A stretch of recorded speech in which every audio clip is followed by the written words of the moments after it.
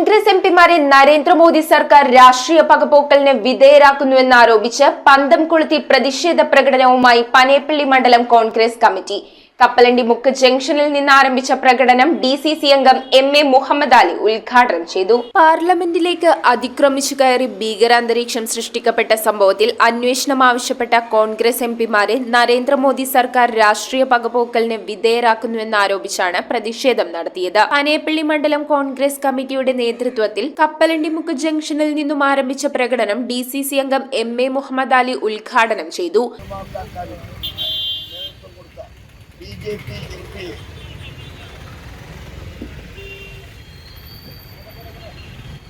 എംപിക്കെതിരെ ഒരു നടപടിയും എടുക്കാതെ അവരെ ചോദ്യം ചെയ്തുകൊണ്ട് പാർലമെന്റിൽ ആഭ്യന്തരമന്ത്രി മറുപടി പറയണമെന്ന് പറഞ്ഞ 14 എംപിമാരെ സസ്പെൻഡ് ചെയ്തിരിക്കുന്നു. ഒരു ജനാധിപത്യ രാജ്യത്ത് ഭൂഷണമായ ഒരു കാര്യമല്ല.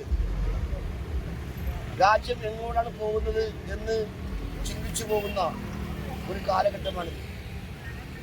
സമീപകാലത്ത് ഉണ്ടായ സംഭവവികാസങ്ങൾ നമ്മുടെ പ്രിയങ്കരായ രാഹുൽ ഗാന്ധിയെ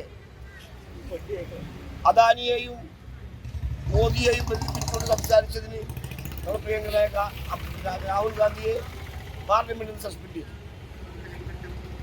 അതുകൂടാതെ മഹുവ മോദി അദാനിക്കും അംബാനിക്കുമെതിരെ സംസാരിച്ചതിന് പാർലമെന്റിൽ പുറത്താക്കി.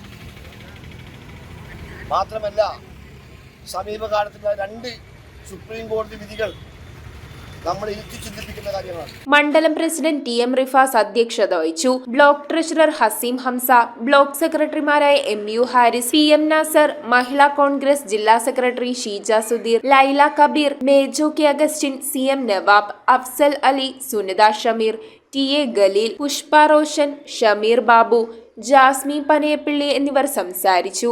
News bureau, Kochi.